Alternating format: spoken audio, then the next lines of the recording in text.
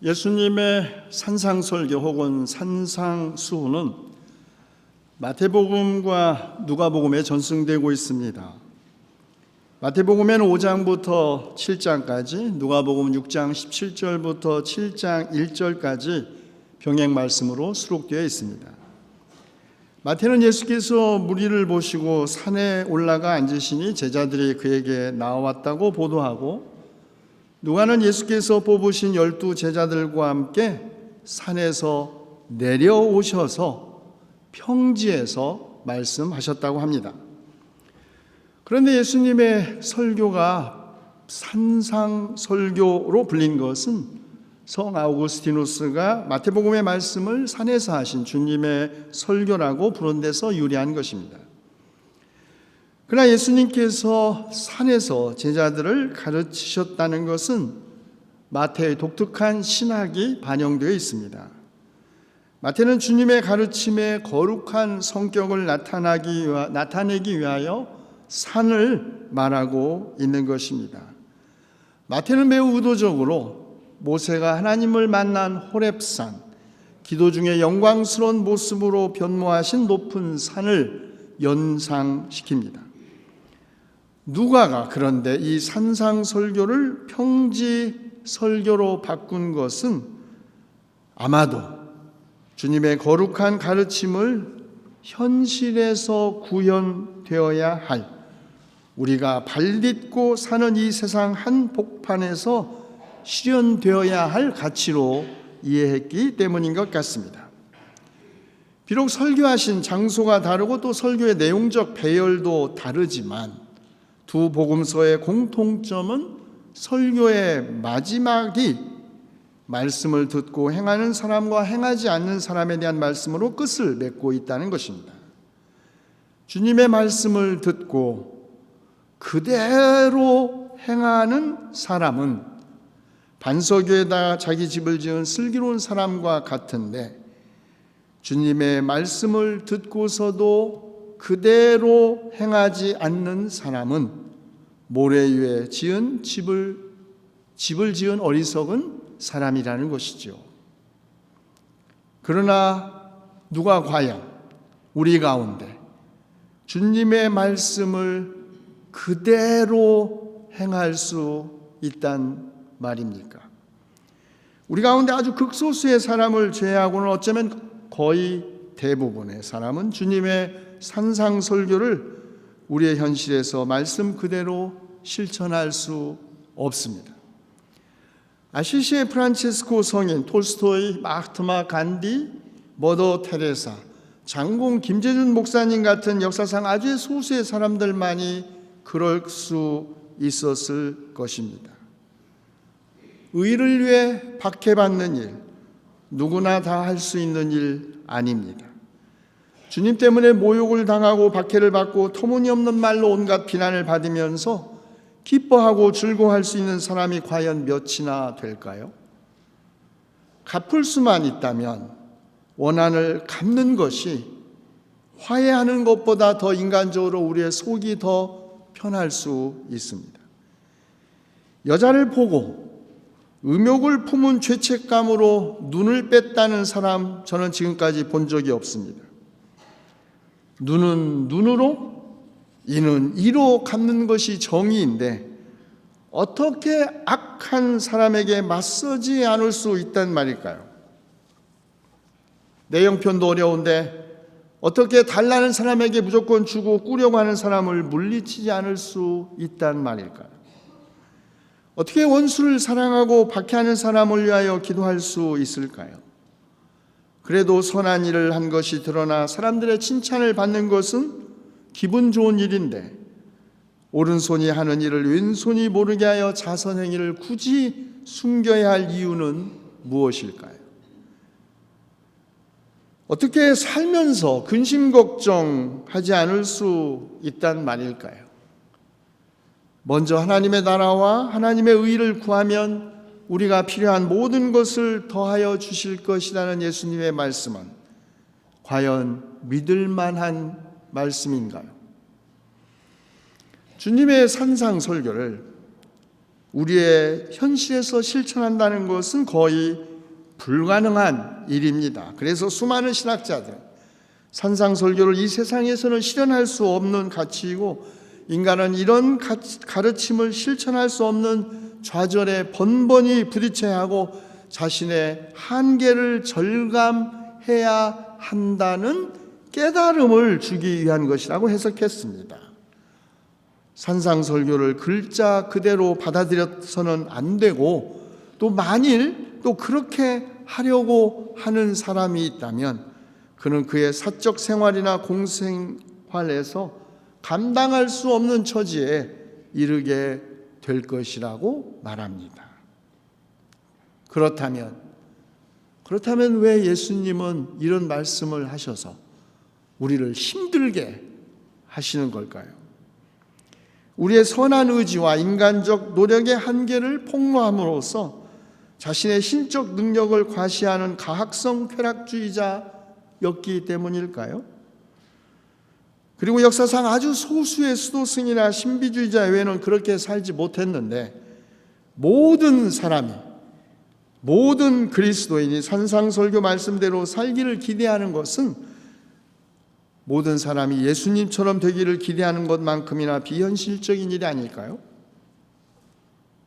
그런데 1980년대 초 독일에서 반핵 평화 운동이 매우 활발하게 진행되었을 때 예수님의 산상설교를 과연 현실 정치에서 실현할 수 있을까라는 문제를 중심으로 매우 진지한 토론이 있었습니다. 보복 대신에 폭력의 단념을, 미움 대신에 원수 사랑을, 거짓 대신에 진실을, 근심과 걱정 대신에 신뢰를, 자기 권리의 관철 대신에 화해를 요청하는 산상설교를 과연 우리가 살고 있는 이 현실, 특히 냉엄한 국가 간의 국제 현실에, 정치 현실에서 과연 실천할 수 있느냐 하는 것입니다. 발단은 방송인이자 신학자였던 프란츠 알트라는 사람의 책 한 권 때문이었습니다. 평화는 가능하다. 산상설교의 정치라는 한 권의 책이었습니다. 그런 예수님의 산상설교를 개인의 사생활에서만이 아니라 인간이 살고 있는 모든 사회적 영역에서 엄숙하고 진지하게 수용되고 실천되어야만 하고 바로 그럴 때 종교와 정치의 이원론적인 분리를 끝낼 수 있다고 주장했습니다. 그렇지 않으면 많은 기독교인 정치인들은 사생활에서는 자기가 그리스도인이라고 자처할 수 있을지 몰라도 정치적으로는 사실상 예수님의 가르침을 전혀 따르지 않아도 아무런 갈등을 느끼지 않을 것이라는 거죠. 예수님의 말씀은 주일 설교나 성탄절 메시지로는 좋을 수 있지만 사회적으로 특히 정치적 영역에서는 아무런 쓸모가 없는, 아니 별로 도움이 되지 않는 길을 가르친 멍청이, 비현실적 인물이라는 것입니다.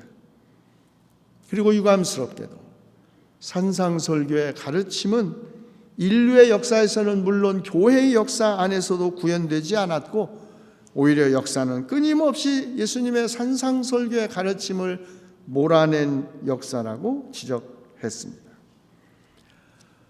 프란츠 알트의 이런 입장에 대하여 아주 강력한 반대 토론자들은 그들의 반대 입장의 이론적 근거를 막스 베버에게서 찾았습니다.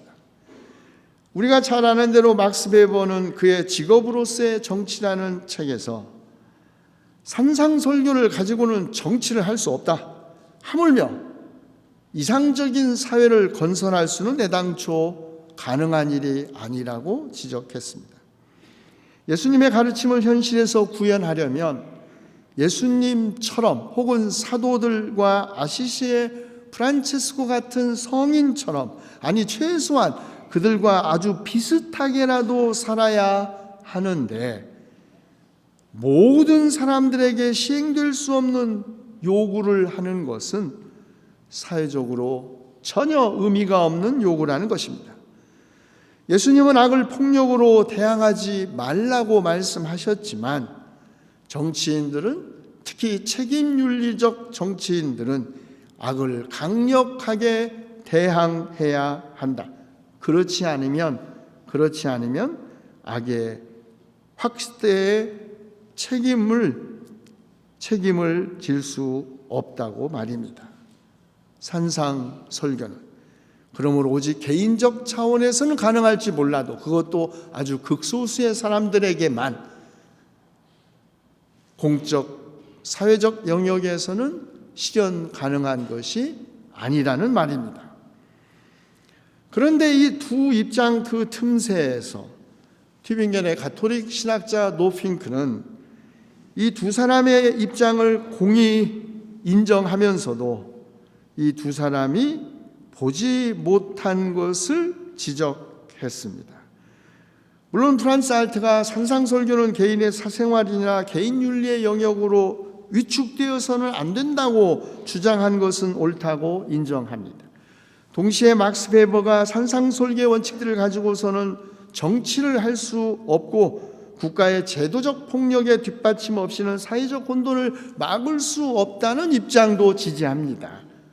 그런데 이 둘이 공히 보지 못한 현실, 그것은 도대체 예수께서 이 산상설교를 누구 들으라고 말씀하셨는지 하는 것입니다. 곧 이 산상설교의 청중이 누구냐는 것입니다. 산상설교의 청중은 개인이나 정당이 아닙니다. 산상설교의 청중은 예수님께서 부르신 제자들, 곧 후일의 교회였습니다.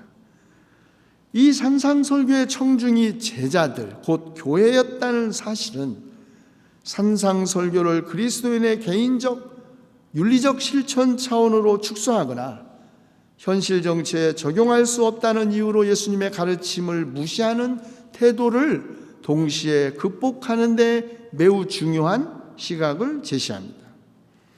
산상설교가 실천돼야 하는 곳, 실천될 수 있는 유일한 장소, 교회라는 것입니다. 그것은 교회가 그 출발부터, 그 근원에서부터 예수님과 함께 새로운 대한 세상, 하나님 나라를 꿈꾸는 공동체였기 때문입니다. 비록 2000년 동안의 교회의 역사, 그 정반대의 모습을 보여주었고 지금도 과연 교회가 예수님의 산상설교가 실현되는 장소인지에 대한 회의적 시각이 있는 것이 사실이지만, 그래도 예수님의 가르침이 진지하게 선포되고 진지하게 숙고되고 진지하게 실천되는 곳, 그곳은 예수 그리스도의 제자 집단, 곧 교회여야 합니다. 그러나 산상설교의 실천은 우리가 주님의 제자가 되기 위한 될 수 있는 조건이 아닙니다. 만약에 그것이 조건이었다면 우리 가운데 누구도 예수님의 뒤를 따를 수 없었을 것입니다. 이미 부르심을 받아 회개한 제자들에게 주어진 은총의 삶입니다. 산상설교는 하늘나라에 가기 위해서 지켜야 할 율법이 아닙니다. 산상설교의 가르침은 이미 하나님의 자녀로 초대받은 제자들, 곧 교회가, 그러나 여전히 이 세상 안에서 살아야 할 제자들, 곧 교회의 삶의 모습과 내용을 규정합니다. 축복선언도 마찬가지입니다. 축복선언도 조건이 아닙니다. 다시 말해 마음이 가난한 사람이 되어야 하늘나라가 주어진다는 것이 아니라는 말입니다. 이 말씀을 듣는 예수님의 제자들, 예수께서 선택한 제자들은 이미 마음이 가난한 사람, 슬퍼하는 사람, 온유한 사람, 의에 줄이고 목마른 사람, 자비한 사람, 마음이 깨끗한 사람, 평화를 이루는 사람, 의를 위해 박해를 받는 사람들이었습니다. 이런 사람들이 복이 있다는 선언은 참으로 역설적입니다. 아니, 이해할 수 없지요. 이 세상 질서나 가치관으로 볼 때 이것은 있을 수 없는, 아니 전적으로 전도된 가치입니다. 가난한 사람은 복 있는 사람이 아닙니다. 가난해 본 사람은 알지요. 가난이 절대로 복 있는 삶이 아니라는 것을. 슬퍼하는 사람도 마찬가지입니다. 의에 줄이고 목마른 사람은 억울한 사람일지언정 복 있는 사람은 아닙니다. 그런데 왜 예수님은 이런 사람들이 복 있는 사람들이라고 말씀하셨을까요? 세상적 가치관이나 논리로는 이해될 수도 없는, 오직 그러나 믿음으로만 이해될 수 있는 주님의 선언입니다. 그런 의미에서 산상설교의 축복선언은 이 세상의 가치관과 질서에 대한 완전한 전복 혁명입니다.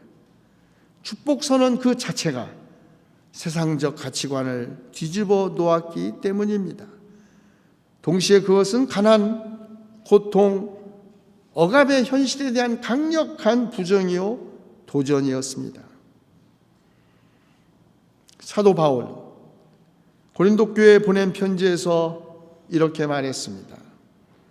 십자가의 말씀이 멸망할 자들에게는 어리석은 것이지만 구원을 받는 사람인 우리에게는 하나님의 능력입니다.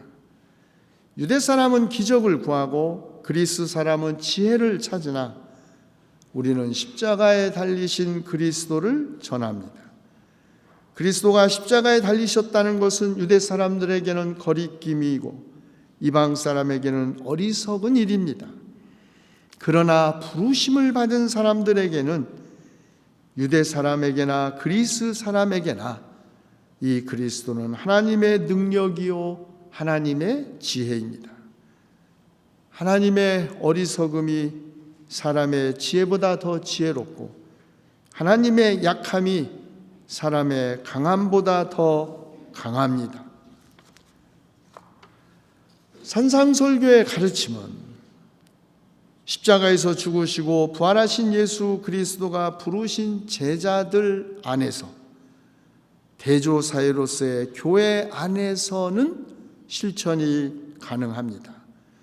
왜냐하면 이것을 가르치신 주님께서 우리와 함께 하시기 때문입니다. 우리가 하는 것이 아닙니다. 우리는 그럴 능력도 자격도 없습니다. 우리 안에 계신 주님께서 하시기 때문에 가능한 것입니다. 할 수 있으면이 무슨 말이냐? 믿는 사람에게는 모든 일이 가능하다는 주님의 말씀에 의지하여 내 안에서 능력 주시는 분 안에서 나는 모든 것을 할 수 있다고 고백한 사도 바울처럼 주님이 우리 안에 계시고 우리가 주님 안에 있을 때 산상수훈은 실천, 실현 가능해지는 것입니다.